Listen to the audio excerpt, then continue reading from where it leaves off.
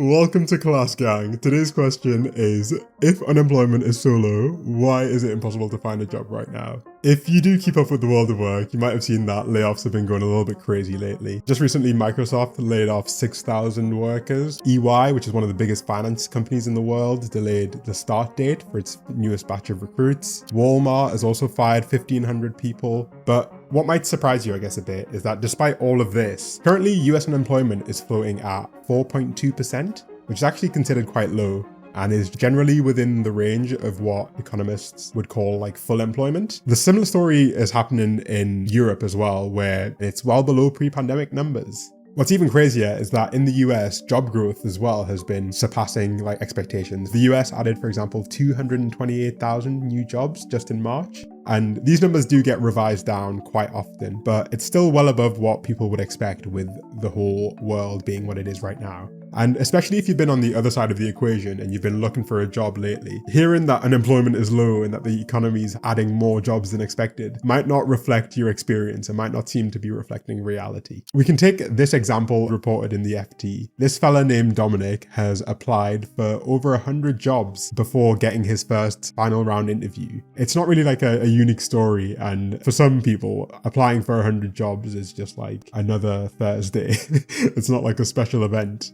In the article in question, he says that there have been times when it's a Friday and I've had 3 rejections in one day. And he's had to go from being a HR professional to working as an Amazon driver and selling family heirlooms just to make ends meet, you know? But this obviously raises the question of like, what's up here? If unemployment is so low and the economies are adding so many jobs according to official measures, why are people applying for literally hundreds of jobs before they can even get an interview? Why are people's experiences not seeming to like match up with the numbers? And who are all of these people who are struggling to get jobs as well? If we go back to the pandemic, we can actually see better what's happened to lead us up to this space where unemployment is low, but where nobody can get a job. I don't know if you remember, but when COVID restrictions had like begun to ease, consumer demand began to surge like crazy, and industries were actually hiring like crazy across 2021 into 2022, especially in tech, where they assumed that the massive rise in demand that was taking place in the pandemic when everyone was stuck at home would stick around forever. And so they hired loads and loads of staff. At the same time as well, interest rates were mega low and encouraged companies to take on massive amounts of debt just to expand and to hire more people. And you can actually see that at the peak of the pandemic, there were 2 jobs for every job seeker, which means that you could have given every single person who was looking for a job a position, and you would only fill half of the available positions. This phenomenon led to people quitting their own jobs en masse and looking for better opportunities elsewhere because they were just so abundant. There was even like a little nickname for it, the Great Resignation. This lasted forever and everyone lived happily ever after. Unfortunately not, no. Pretty much immediately after the spike peaked, a lot of things started to go wrong in the world. You can point to, for example, the war in Ukraine, which put huge pressure on oil prices and forced the whole world to kind of slow down economic activity. You could point to rising interest rates in the wake of high inflation, which made it really hard for companies to borrow money to hire staff. Or you could blame it on people going back to work and like the infinite money tap for tech companies finally drying up, right? As people went back to work, they couldn't spend all day watching Twitch. That's when the layoffs kind of began.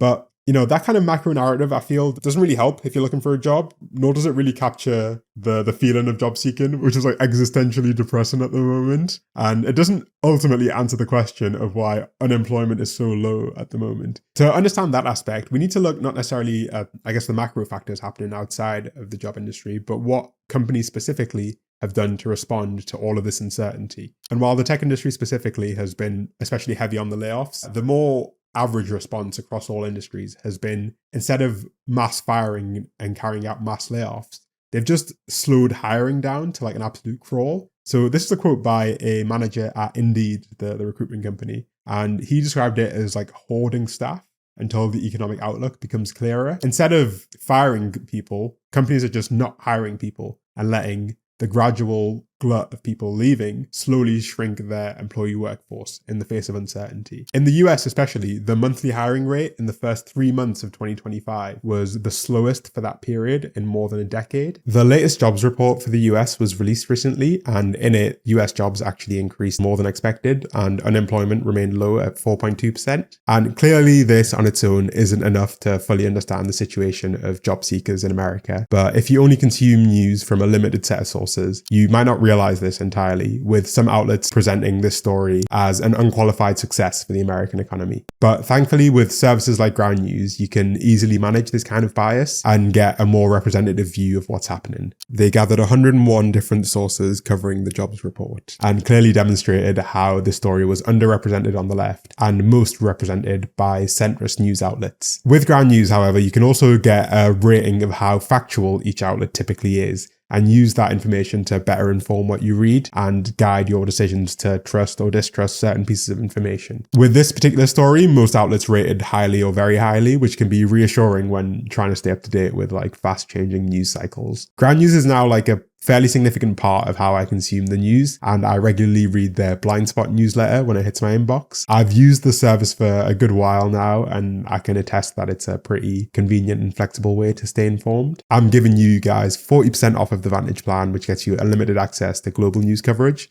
for just $5 a month. The offer is available through my link, ground.news/fads. Scan the QR code or click the link in the description and pin comment to subscribe. That's ground.news/fads. So companies are not necessarily firing people who have jobs, but they definitely aren't hiring people for new positions. The hiring rate is so low at the moment that it's created this environment where if you have a job, you're actually pretty stable and less likely to get fired than recent times in the past. But if you don't have a job, you're in this limbo state where it's ultra competitive to get the very few positions that are available. And I think the data from the UK is actually really telling on this front. The numbers are kind of wild. So if you're applying for a job in digital or IT, you are competing with 200 other applicants on average per job. Which means that even if the job system, even if the hiring system was like perfectly meritocratic and they could like ideally identify the best candidate every time, you'd still have to be in the top 0.5% of candidates to get a job. And that's assuming that the system was perfect, right? It's assuming that none of these 200 applicants are related to one of the managers. And the average across all graduate sectors is 140 applications per job. It's absolutely insane. Hiring rates have slowed down to a crawl as companies are facing increased uncertainty.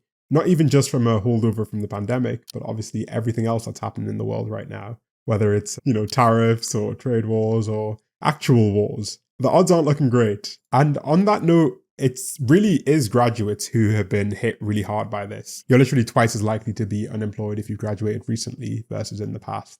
Because obviously, as hiring begins to get tightened, the people who lose their opportunities the first are the entry-level ones, the ones who aren't as necessary as the critical positions. But also, it's not just this, right? It's not just the numbers. It's not just that it's hard to get a job. It's like actively demoralizing to look for a job at the moment. In many cases, you don't even get a response. And if you're lucky, you get an automated response. And people have been responding as people do and taking matters into their own hands. Because when you feel like the game is fundamentally rigged, you become a lot more open to cheating. You may have heard of Cluely, which is a piece of software that went viral recently. Not sponsored, by the way, but it gives you an overlay to AI generate answers to interview questions and to solve like programming questions live for you, so you don't have to do it. So this was developed by a university student who was already so incredibly frustrated with the job market that he was like, F it, if the companies are using AI, I'm going to develop an AI to cheat. And, I can't vouch for it. I've never tried it. But I think it really speaks to the fact that there's this sentiment that the job market is like fundamentally rigged. And if you're playing a rigged game, it becomes a lot more okay to cheat. At the same time as we have this slowdown in hiring, we've seen this phenomenon of ghost jobs, where companies advertise jobs that don't exist just to gauge interest.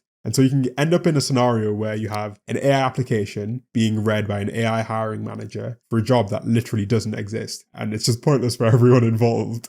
This is 2025 for you. And I mean, on top of that, you have the whole irony of companies really pushing AI on their existing employees. Employees are realizing that instead of using AI for their company's benefit, it makes more sense to use AI for their personal benefit when the company is evidently trying to replace them. The young are in a freezing labour market, as has been described, where people who do have jobs aren't leaving and no one else is hiring, creating this illusion that unemployment is low and that the labour market is super strong. But it's only really strong if you already have a job and you don't plan on leaving it. Uncertainty has become the driving factor for the world, or at least for the job market. Thankfully, the uncertainty thing is being solved and we're not going to have any more uncertainty around the economic state of the world. Yeah, that's for sure. But I do think there is another aspect that goes missed, right? In this whole question. It's maybe an aspect that people don't think about quite as much, but I do think it's important. Because if you just, go to Google and you search what's the unemployment rate in the USA, you get this number of 4.2%. But when you think about it, does it really feel like less than 1 in 20 people don't have jobs? I would disagree personally. And you'd be right to actually be slightly suspicious of this figure. You've probably not spent that much time thinking about how we measure unemployment stats, but I do think it's worth knowing about. Typically, the unemployment stat that you see recorded is a figure known as the U3 unemployment rate. It measures the number of people who are jobless but actively seeking employment, which sounds like the kind of thing that you would want to measure, but it's totally not. Because the criteria that you need to be counted as unemployed actually excludes a load of people who don't have jobs but would like one. So the first thing is you have to have looked for work in the past 4 weeks to be counted as unemployed. So it's not to do about whether or not you actually have a job. It's to do with whether or not you've looked for a job recently. If you've been on vacation for the last 4 weeks or you've moved away for a little bit, then suddenly you're not counted in the unemployment stats. But even a wider range of people are ignored. If you've given up looking because there are no jobs, but you would still like to work, then you're not included in these statistics. And if you're a part-time worker looking for full employment, then you're also not included in the statistic. If you actually look into the numbers, if you do an hour of paid work a week, you are officially counted as employed in the headline statistics. What's even crazier is if you do 15 hours of unpaid work for a family business or something, you can be counted as being employed in the statistics, even though you obviously don't have a job. I would count someone who works 1 hour a week as unemployed. And this isn't necessarily a conspiracy. This headline figure is the most commonly reported one. It's the one that's used everywhere. But the Bureau of Labor Statistics actually does publish a bunch of other metrics that are a bit more exhaustive and that cover a wider range of workers. But the issue is no government has any incentive to use a measure of unemployment that makes the problem look worse.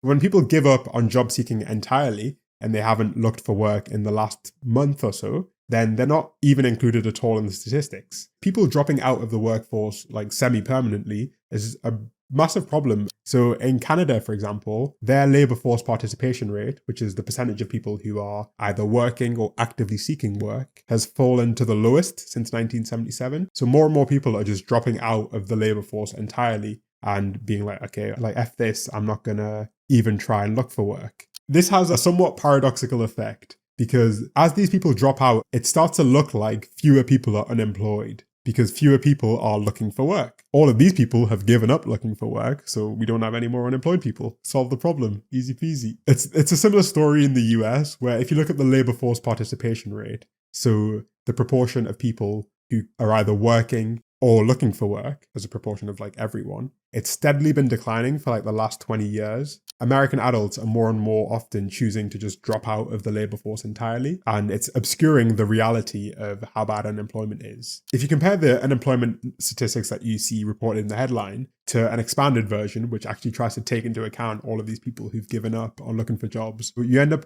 bumping up from 4.2% to 7.8%. And this still doesn't include everybody. So you can only imagine what the real unemployment rate really is. It's worth pointing out that going from 4.2% to 7.8% is millions of people. And, I'm not going to say this is just an American problem, because every government has the same incentive to make the numbers look as good as possible. And the same thing has happened in China, where a couple of years ago, they were having a real serious problem with youth unemployment. And it reached like record highs. Their genius solution was to stop counting the numbers for a few months and then come up with a new metric that didn't include any university students. And suddenly youth unemployment got way better. And in the UK, we actually have a different problem, which is that the data that we collect on unemployment is so bad that we don't even know if we're reporting the real number. Just recently, one of the directors of the Office for National Statistics, which is the government body that gathers all of these numbers, resigned because of how bad the data quality was getting. For one question on the labour market, they could only find 5 people to answer it. And so we literally don't even really know how many people are unemployed in the UK. We can't even fudge the numbers because we don't even know if the numbers are accurate. All I can say is don't get discouraged if you can't get a job right now. The average position faces so much competition that the odds of getting picked, even if you are literally the best candidate, are far lower than you would imagine. And honestly, when I think of the long-term implications of something like this, it's quite concerning. Young people already spend so much time alone that them not being able to get jobs just further isolates them. And if we fast forward 10 or 20 years, we can imagine companies looking for senior staff. And how will those companies ever find senior staff if the juniors are either unemployed or have been replaced with AI? But yeah, I, for one, welcome my new AI overlords if they do happen to be watching this. And I just want them to know that I had their back from day one and I totally was not against you guys.